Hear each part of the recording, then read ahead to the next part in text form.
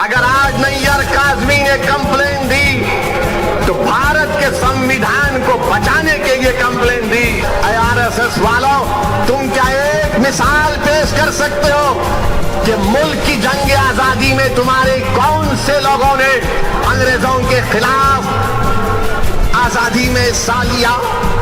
ये भारत जो हमारा देश है, हमारा वतन अजीज है, इस भारत का कोई मजहब नहीं है।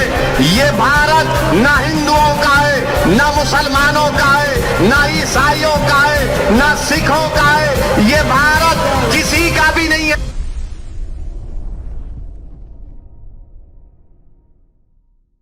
उत्तराखंड में बीजेपी की सरकार है। बताओ अमित शाह, तुम निजाम की बात करते हो, उत्तराखंड में तो आपका निजाम है। आपके निजाम के तहत वहां पर धर्म संसद होता है। पूरी बीजेपी की सरपरस्ती में उत्तराखंड हरिद्वार में धर्म संसद होता है। नरेंद्र मोदी के आशीर्वाद से, अमित शाह की तारीख से और योगी की पूरी भरपूर हिमायत से उत्तराखंड में धर्म संसद में इस बात का ऐलान किया जाता है कि जिस तरह म्यांमार में रोहिंग्या मुसलमानों को उनको मुल्क से निकाल दिया गया, उसी तरह भारत के मुसलमानों का हशर करने की बातें की जाती है।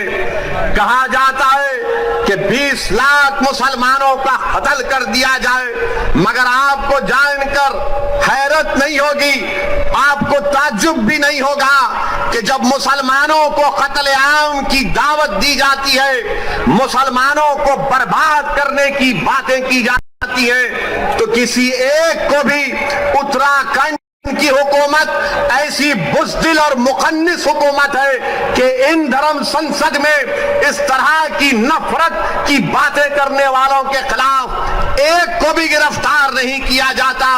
और जो जहर उगल रहे थे वो उल्टा पुलिस के पास जाकर कुरान करीम, अल्लाह के कलाम के ताल्लुक से एफआईआर दर्ज करते हैं और इंस्पेक्टर साहब के सामने हंसते हुए, मुस्कुराते हुए बात कर रहे हैं। ये भारत है जिसको आपको समझना है। ये वो भारत नहीं है जिसको हमारे बुजुर्गों ने अंग्रेजों से आजाद करवाया था। ये जो मौजूदा भारत है, ये वो भारत नहीं है जिसको सन 57 की जंग आजादी में हमारे बुजुर्गों ने अपने खून से सरजमीन को लाल किया था। अगर हमने इस मुल्क को आजाद किया, इसमें बढ़ चढ़कर हिस्सा लिया, हमने काला पानी की सजा काटी, हमने सावरकर की तरह अंग्रेजों से अपनी जान की भीख नहीं मांगी, तो आज हमारे वतन में हमको धमकियां दी जाती है कि तुम्हारा कत्लेआम किया जाएगा, तुमको रोहिंग्या मुसलमानों की तरह तुम्हारा हाल कर दिया जाएगा। अरे कौन सी जमहूरियत की तुम बात कर रहे हो? कौन से संविधान की मोहब्बत में तुम काम कर रहे हो कि एक को भी गिरफ्तार नहीं करते?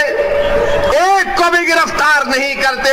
बताओ नरेंद्र मोदी, बताओ अमित शाह, बताओ उत्तराखंड की बीजेपी की सरकार, आज तुम्हारी नाक के नीचे खड़े होकर भारत की सबसे बड़ी अक़लियत मुसलमानों से इस तरह की धमकियां दी जा रही है और कोई हुकूमत कोई बात नहीं करती। सबसे पहले अगर उत्तराखंड में किसी ने इन जालिमों के खिलाफ अगर कंप्लेन दी तो उसका नाम नैयर काज़मी मजलिस इत्तेहादुल मुस्लिमीन के सदर थे।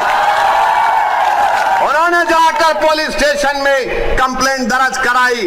अब नैयर काज़मी मुझसे कह रहे थे कि उत्तराखंड में जगह जगह पर उसके खिलाफ एहतजाज हो रहा है, तो उत्तराखंड की बीजेपी की सरकार नैयर काज़मी के पास अपने लोगों को भिजाकर कहती है कि नैयर काज़मी, अगर तुम एहतजाज को बंद नहीं करोगे तो हम तुमको जेल में डाल देंगे।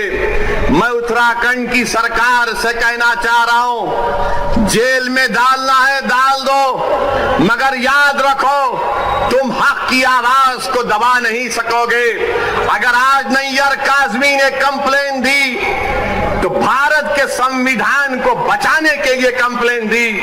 अगर आज मजलिस आवाज उठा रही है उत्तराखंड के धर्म संसद में जो जहर अफशानी की गई इसलिए कि भारत को बचाना है, ये भारत जो हमारा देश है, हमारा वतन अजीज है, इस भारत का कोई मजहब नहीं है। ये भारत ना हिंदुओं का है, ना मुसलमानों का है, ना ईसाइयों का है, ना सिखों का है। ये भारत किसी का भी नहीं है, ये भारत सबका है, चाहे वो खुदा को मानता हो या ना मानता हो। ये भारत की खूबसूरती है।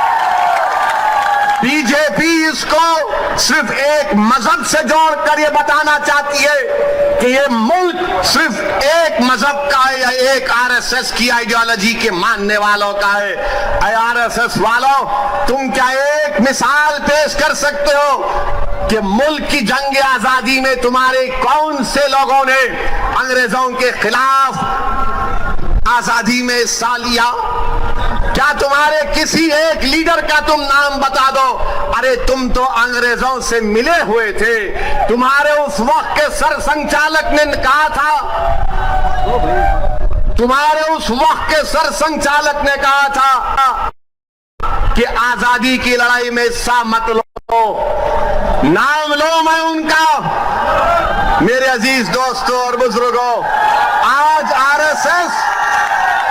आरएसएस भारत के मुसलमानों को देशभक्ति सिखा रही है। जब जरूरत थी अंग्रेजों के खिलाफ लड़ने की तो आप तो खामोश बैठे हुए थे। जब जरूरत थी जेल को जाने की तो आप अपने घर में बैठे हुए थे। अरे हमने हर मैदान में इस मुल्क को अंग्रेजों की गुलामी से आजाद करवाया। नरेंद्र मोदी की जबान से आप कभी नहीं सुनेंगे कि आरएसएस ने इस मुल्क की आजादी के लिए अपना खून या पसीना बहाया। नरेंद्र मोदी बात करेंगे औरंगजेब की, नरेंद्र मोदी बात करेंगे शिवाजी की। नरेंद्र मोदी कभी बात करो सन 57 की जंग आजादी में। बताओ ये लोग आज जो नफरत फैला रहे हैं इनका क्या रोल रहा? इनका कोई रोल नहीं रहा। बात करते हैं तो जिना की बात करते हैं।